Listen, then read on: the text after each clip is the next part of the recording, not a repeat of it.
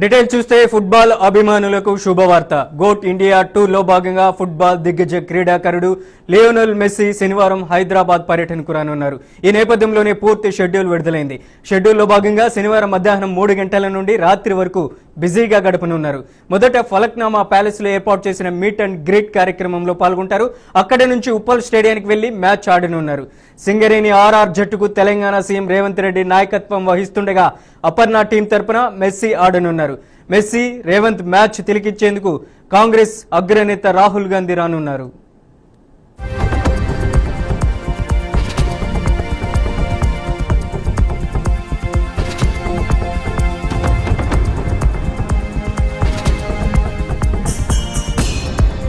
తెలంగాణ రాష్ట్రంలో రెండో దశ గ్రామ పంచాయతీ ఎన్నికల ప్రచారం ముగియడంతో అధికారులు పోలింగ్ కు సన్నద్ధమవుతున్నారు.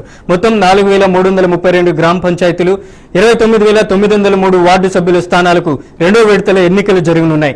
ఈ విడతలో ఇప్పటికే 415 సర్పంచ్ స్థానాలు, 8304 వార్డులు ఏకగ్రీవమయ్యాయి. మిగిలిన 3911 సర్పంచ్ స్థానాలకు 14వ తేదీన పోలింగ్ జరగనుంది. ఈ స్థానాలకు దాదాపు 28278 మంది అభ్యర్థులు పోటీలో ఉన్నారు.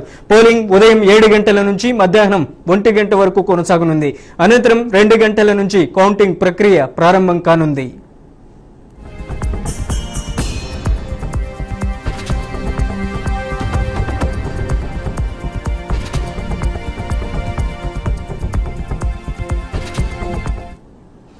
తొలి విడతలో మెజార్టీ స్థానాలను కైవసం చేసుకున్న కాంగ్రెస్ బలపరిచిన అభ్యర్థులు ఏకంగా 2872 స్థానాల్లో విజయం సాధించారు.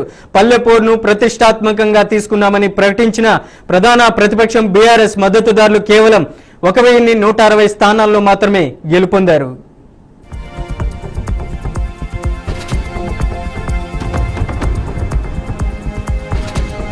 రాష్ట్ర ప్రభుత్వం ఐటీకి ఇస్తున్న ప్రాధాన్యతతో ఇతర రాష్ట్రాలు అసూయ చెందుతున్నాయని మంత్రి నారా లోకేష్ అన్నారు. విశాఖలో కాగ్నిజెంట్ తాత్కాలిక కార్యాలయాన్ని మంత్రి నారా లోకేష్ ప్రారంభించారు.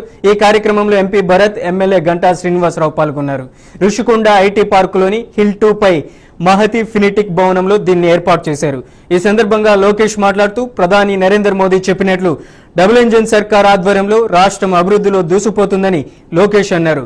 రాష్ట్రంలో మల్టీనేషనల్ కంపెనీలు రావడానికి కూటమి కృషి చేస్తుందన్నారు. మమ్మల్ని అట్లనే 2019లో ఆశీర్వదించారు, ఇప్పుడైతే వన్సైడ్ ఆశీర్వదించారు. We will work together. Let's make this land proud. In fact, after this we have a groundbreaking and then we actually have a meeting with the Honorable Chief Minister about the Visakhapatnam economic region. All of you know the Honorable Prime Minister has set a vision called Vikasit Bharat, which is 100 years of India's independence. The Prime Minister wants India to be a developed nation. Taking a sort of a chapter out of that book, we have created Swarnandhra Mission, which is 2047 Andhra Pradesh should be a $2.4 trillion economy. So as an education minister, I call my Bharat hat is education, India hat is IT and electronics. In my Bharat hat, we are promoting values. Chagandi Koteshwar Garu is our advisor. He's doing a lot of pravarchanas, inspiring youngsters. So all the NTR జిల్లా Tiruvuru TDP MLA Kolikapudi Srinivasarao వివాదాలకు మారుపేరు. గత ఎన్నికల్లో తనకు ticket కేటాయించేందుకు Vijayawada MP Kesineni Sivanath 5 కోట్లు తీసుకున్నారని, వాటి bank స్టేట్మెంట్లు ఇవ్వగోనంటూ గురువారం తన వాట్సాప్ స్టేటస్ లో పెట్టడం కలకలం రేపింది. తాజాగా విసన్నపేట మండల టీడీపీ అధ్యక్షుడు రాయల సుబ్బారావును లక్ష్యంగా చేసుకుని వాట్సాప్ లో కొలికపూడి స్టేటస్లు పెట్టారు. శుక్రవారం జరిగిన కేంద్ర కేబినెట్ సమావేశంలో 3 ప్రధాన నిర్ణయాలు తీసుకున్నట్లు కేంద్ర సమాచార ప్రసార మంత్రి అశ్విని వైష్ణవ్ ప్రకటించారు. ఈ 3 ప్రధాన నిర్ణయాలలో ఒకటి జనాభా లెక్కలకు సంబంధించినదిగా వెల్లడించారు. జనాభా లెక్కల తేదీని మార్చి 1, 2027న నిర్ణయించారు.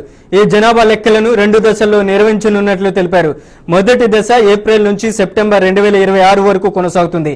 రెండవ దశ ఫిబ్రవరి 20, 2027తో ముగుస్తుంది. అలాగే కోల్ బ్రిడ్జ్ ప్రాజెక్టును కూడా కేంద్ర ప్రభుత్వం ఆమోదించిందని అన్నారు.